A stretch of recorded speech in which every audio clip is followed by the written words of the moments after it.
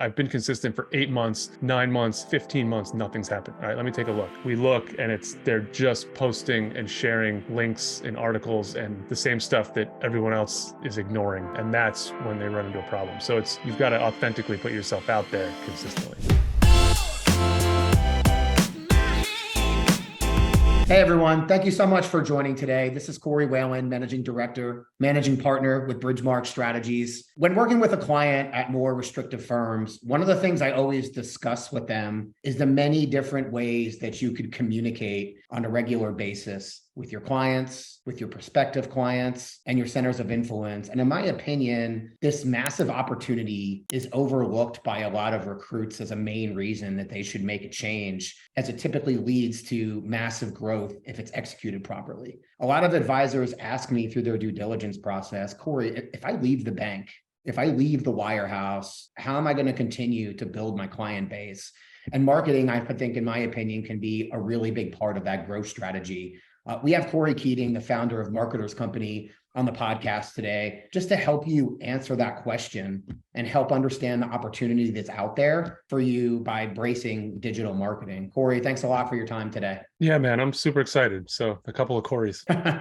Love it. So Corey, if you don't mind, if you could just tell us a little bit about your company and how you're helping financial advisors through the marketing process today, that'd be really helpful. Yeah. So again, thanks for having me join. I always love having these conversations. So today my company works with the financial industry in really two ways. We work with investment managers and boutique firms, firms similar to yours and others that manage assets. And then I work closely with financial advisors to help them build their brand, build their marketing strategy, create content. So really it's working with boutique firms that are under 5 billion in AUM management and on the wholesale side, as well as boutique RIAs and firms like yours, like Bridgemark. And on the flip side, it's working really closely one-on-one with financial advisors to help them get closer to their prospects and client base. Awesome. So Corey, I mean, you're working in helping financial advisors market, every single day. In your opinion, well, actually, I see very small amount of financial advisors actually fully bracing in digital marketing. What are financial advisors missing out on right now?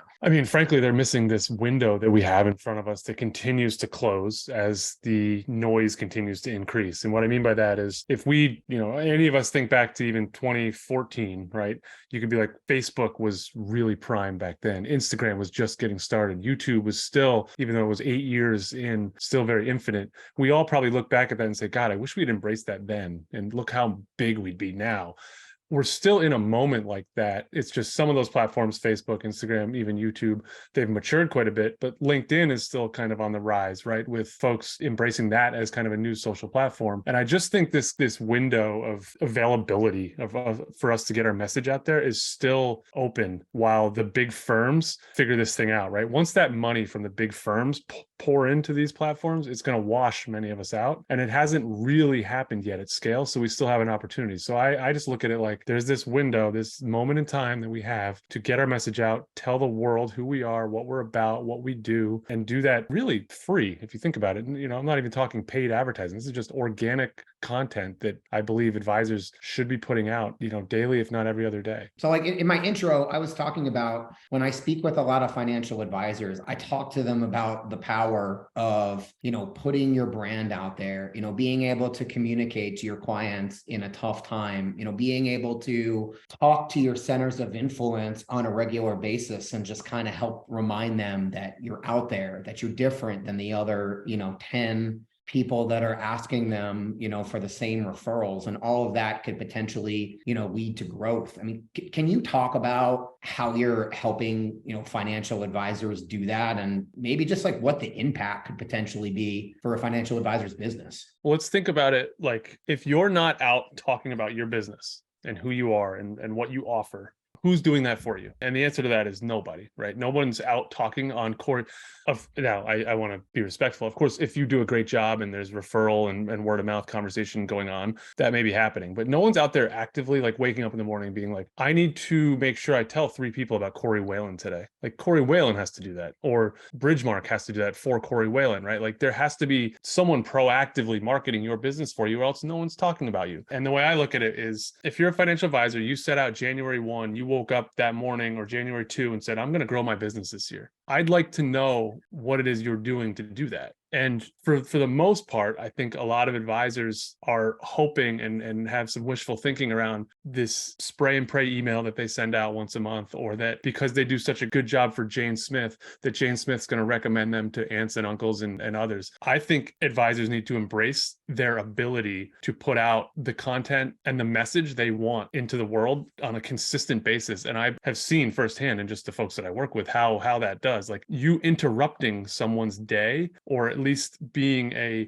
reminder that you are there, has so much value. And if you're not doing it for yourself as a financial advisor, no one's doing it for you. And that's what scares me. That's what I look back at, like, man, I think people are going to wake up in 2026, 2025, 4 even, and be like, if I had just done this, my business would be here to here. And that's such a big deal for me. And I think that's such a missed opportunity for so many advisors. Yeah, I mean, you mentioned Jane Smith, before in your example, and James Smith is much more likely to, give a referral if they just have a constant reminder of, how you're helping them, how you're different, constantly communicating with them in a crazy market environment like we are right now. It's just a constant reminder that, you're there and you're helping and you can help others. I couldn't agree more. I just, people might think of you as the best, person to work with when advisors are going through a transition. That's, like, we could say that's unequivocally something that an advisor who's worked with you in the past thinks. The problem is you're just not top of mind for them every day, because they've got a lot of stuff going on. They've got a family, they've got a business to run, they've got things happening, they got a speeding ticket on the way to work. Like, there's just real life stuff happening. But if Corey Walen is consistently out there, just sharing value, sharing his message, just communicating with the world, it allows you to be top of mind for that example when that person is asked, who should I work with as a transition, or I'm thinking of switching firms. It's just, right, it clicks and it makes it so much easier. The referral is just top of mind. That's awesome. So Corey, I know you work with all types of financial advisors in the independent broker-dealer world, the independent world, and also in the wirehouse. I mean, I've spoken with financial advisors that really want to differentiate themselves from the brand of the wirehouse that they're in, and just sometimes have some limitations versus some of the other firms that are out there that have a more, flexible, supportive financial advisors marketing. Can you talk about some of the concrete things that an independent advisor can do versus a wirehouse advisor? So there are some captive firms that, including wires, but others,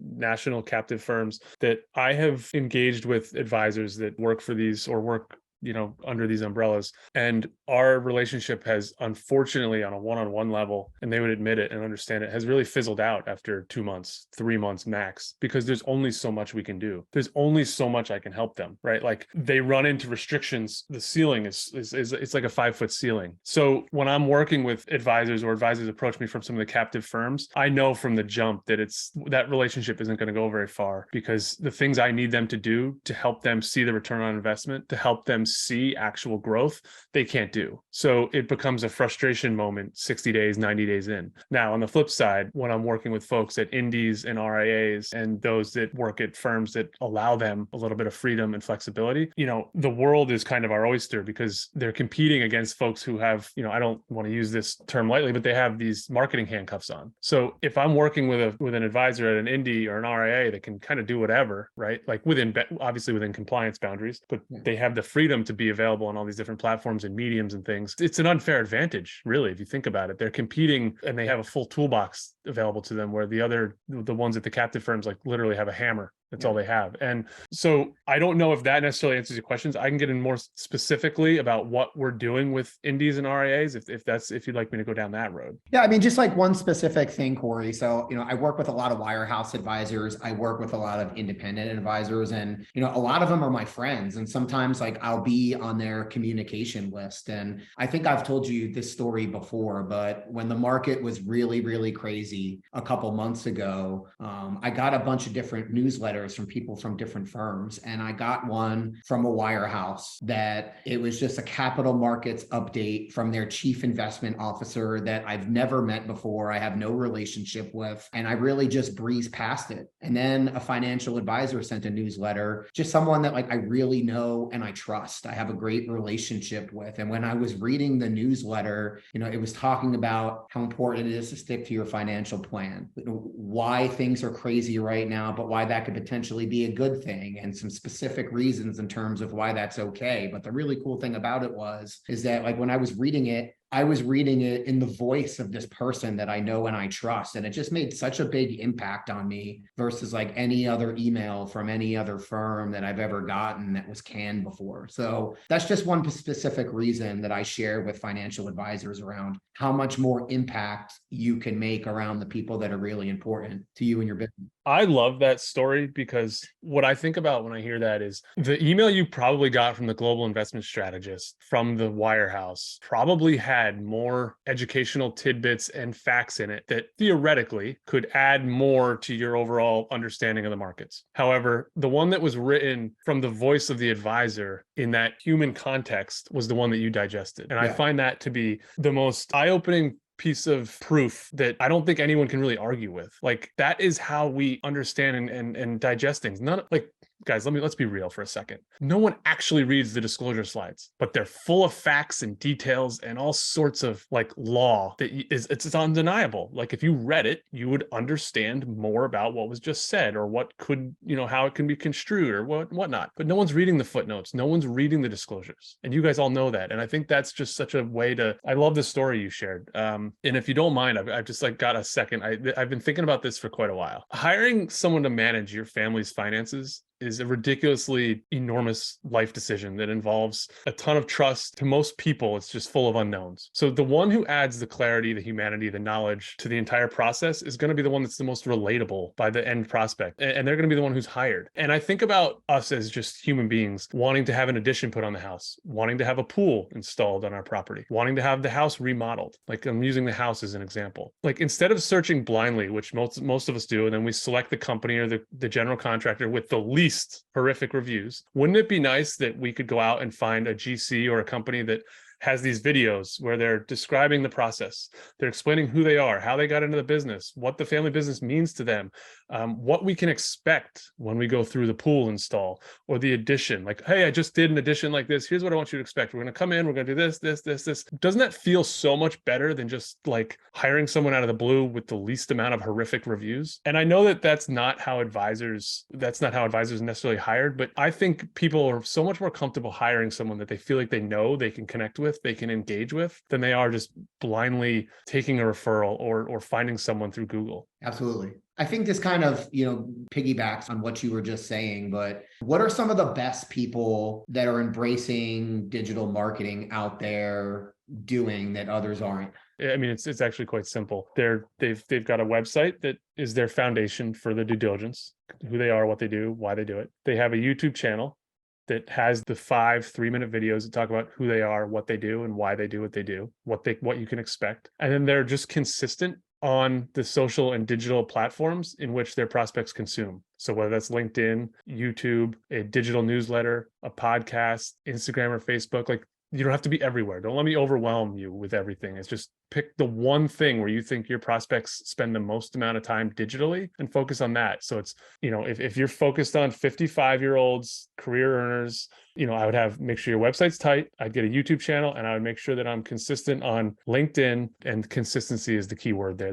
That's where I see the most success, Corey. It's the advisors who consistently show up with authentic value and content. Now, if you are consistent with the canned stuff from the back office library, you're cutting your nose to spite your face on that one. Yeah, I was just going to ask, what are some of the biggest mistakes financial advisors make? But that hits the nail on the head right there. Corey, you told me to be consistent. My website's buttoned up. I've got this. You told me to be consistent. I've been consistent for 8 months, 9 months, 15 months. Nothing's happened. All right, let me take a look. We look and they're just posting and sharing canned links and articles and the same stuff that everyone else is ignoring. And that's when they run into a problem. So you've got to authentically put yourself out there consistently. I think a lot of financial advisors too, when I talk to them about this, they're like, Corey, I don't know if I have the content, to be able to put out regularly, on a YouTube or, on a LinkedIn to make myself attractive, to a client. And I just, totally disagree with that. You're not marketing to your fellow financial advisors. You're answering the questions that clients ask you every single day in your voice, the way that you do it in a meeting, so they get a feeling on what it's like to work with you every single day, in my opinion, at least. Your opinion's spot on. I hear that a lot too, Corey. It's I don't even know what to say. I don't know where to start. Okay, I've got the green light to be on YouTube, or I've got the green light to be on LinkedIn. I don't know, what am I going to say? Answer the questions that you're most commonly asked. It's the most simple recipe for success that I can give you, because the most common questions you're asked are the same things that everyone else wants to know. And then maybe they just don't ask. So it's the stuff that you hear come up at Thanksgiving from family and friends. It's the stuff that you hear from current clients. It's the stuff that you hear from prospects. It's the stuff that you pick up at the soccer game on Saturdays. It's all like, is my house a good investment? Right? Like stuff like that. Can we afford a second, a vacation home? Right. So it's just addressing the stuff that folks are going through, in the current context of life. So talk about some of the success stories out there. I think a lot of, this is a lot of work, and it needs to be a part of your business plan. So, what could a financial advisor expect in terms of their, return on investment? It's gotten harder, so I'm not going to sugarcoat it. As the world and social and digital all starts to get noisier, it's gotten harder. All that means is that it takes more time, right? So I think about a conversation I had yesterday with a real estate agent who's basically a lifelong real estate agent. That's their career. They really get frustrated in times like these where, there's a gold rush to real estate and everyone wants to be a real estate agent. And then it becomes harder to get listings because there's so much competition, because there's so much noise, right? So it's kind of the same with content. When it continues to get crowded and noisy, you've just got to plow through it. And what'll happen is the folks who are pretenders will fall off. Eventually they give up because they're not actually pot committed to it. Just like the real estate agents who show up during the gold rush and then fall off when things tighten like they are a little bit here, the same will happen in kind of financial marketing, right? The pretenders will come and go. It gets noisy and crowded, but then they fall off. And for you to have success, you just have to stick with it. And you ask about ROI, I would say expect to put in 10 months of consistency, and you might find success in 4 months. You might find success in month 2, but it might also be month 12. And that success looks like a random phone call, email, DM. This is like, hey, been following your stuff for a while. Just thought it was, look, we've been busy. Now is a good time to talk. Is now a good time to talk? Are you taking on new clients? I hear it all the time. I get a text from a current client. It's like, dude, totally random. Just picked up a $5.6 million account from completely out of the blue. Didn't even know this person was following my content. Said, I've been keeping an eye on what you've been doing. Saw your YouTube channel. I'm subscribed to your newsletter, and my husband and I would like to chat. Yeah. And that's what it's just the random $5.6 million account that comes in that proves the whole thing. And it's really consistency, man. Like, so when I start working with new clients, the first thing they hear me say is, I will never promise, some sort of ROI number. That's not my business. My business is to help you generate conversations. So if I can help you generate conversations, that's a win. And that's how I like to measure the success of what we're doing. And I get on most of my client consultation calls and be like, how's it been? How's the last couple of weeks been? How's the last month been? Have any new conversations come up? Has anyone mentioned LinkedIn? Has anyone mentioned Facebook? Has anyone mentioned YouTube or your newsletter? And, 6 times out of 10, it's, so-and-so said they forwarded it on to their aunt and uncle, and and there are success stories in that. And it's not every day, but it takes a long time to build a big business and a successful business. So it shouldn't happen overnight. From the financial advisors that I speak to as well, that have made the move from like a wirehouse to an independent firm, I'll have advisors call me back and to say, Corey, I've been doing the digital marketing, and like your exact story. They will say, prospective client reached out to me. They followed all my stuff. They said, Pat, I feel like I know you already, and the credibility is just already there. But also the feedback that I've been getting from a lot of financial advisors is sometimes it's just hard to measure. You get a lot of outbounds like that, but you're also getting more referrals from your centers of influence. So you see like an increase in that. Maybe they don't say, hey, I just saw your video. Here's a lead. I was thinking about you, but those things like really pick up. All of the people in your universe that can help you be really successful and continue to grow, all start to give you more because you're constantly communicating with them. Dude, such a huge point. Like, how much more would I rather recommend somebody who has kind of their shit together, right? Their foundation put together. I'd so much rather brag about them than the person who's equally awesome, but like it looks like they're running business in 1989. Yeah. Right. So that's a huge one. I also, one of the big ones I run with advisors and investment managers and boutiques alike, but this is specific for advisors, is how much business do you lose in the due diligence process? And Corey, that scares the complete, like that just scares, I'll keep my language at bay here, but that scares me to no end. Like someone found you or they were recommended to you. And like we all do, they're sitting on the couch, they're doing their due diligence or wherever they're at on their desktop at work, doing their due diligence, and they just can't find out enough to convince them to take the next step, which is outreach. So they continue doing due diligence on you and others. And that's an enormous one for me because I feel like the playing field, the level to get in and win that is so low. Like all you have to do is have a few things going, to win that, to have that confirmation bias checked off. Can I ask you a question? Yeah.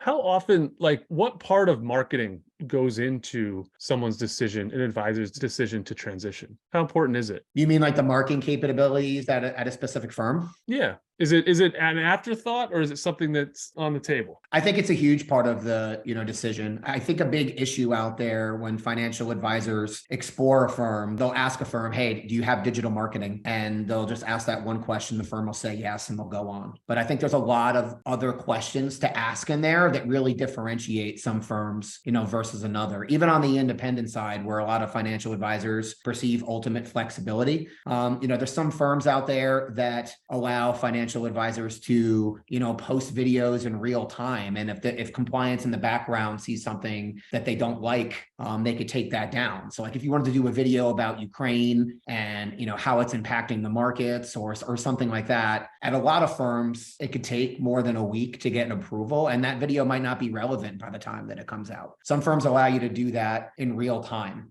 So some firms just have a lot more flexibility from that standpoint. They might have a marketing person to support them and kind of help financial advisors in some ways, kind of like you do, to be their guide through the process. So some firms embrace social media marketing a lot more than others and digital marketing, and some have a lot more restrictions. So I'd say it's a big part of the process with a lot of financial advisors, but I think it's really important to dig in and ask the right questions. How long is your turnaround time on videos?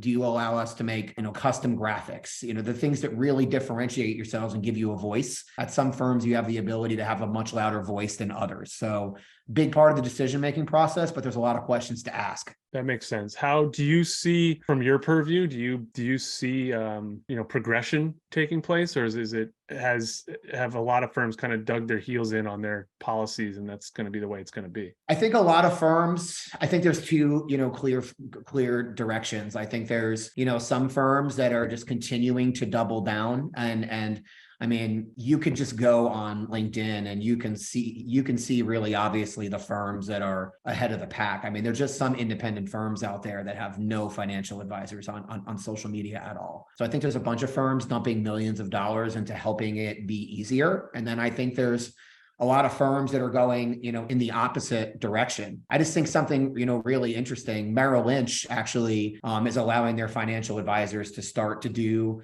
some videos on social media now. It's scripted. They're only allowed to say, certain things, and they need to kind of stick to a script.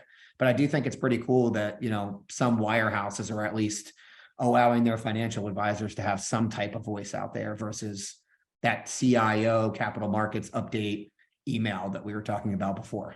Yeah. Well, I hope, that's good news. I hope that they continue to progress there. I was just interested in what you're seeing. What else do you think, financial advisors should know on that call, on this podcast today, if anything? I just go back to like what I said earlier, man. Like there's no magic bullet. There's no or silver bullet or magic pill. Like I know the analogy of like getting in better shape, or, you and I are very familiar with golf, like being a better golfer. Like these analogies are easy to use, but it's the same thing with marketing. Like you have to put in the practice and the work and the consistency to actually get better at it. That's just the way it is, or to grow your business with it. Like there's no list you can buy. There's no leads you can buy. There's no one thing you can do that's going to move your business. It's about doing it consistently and showing up. And my fear, again, I go back to people wasting time. And I just think there's going to be such a look back of, I should have taken advantage of this. I should have done more.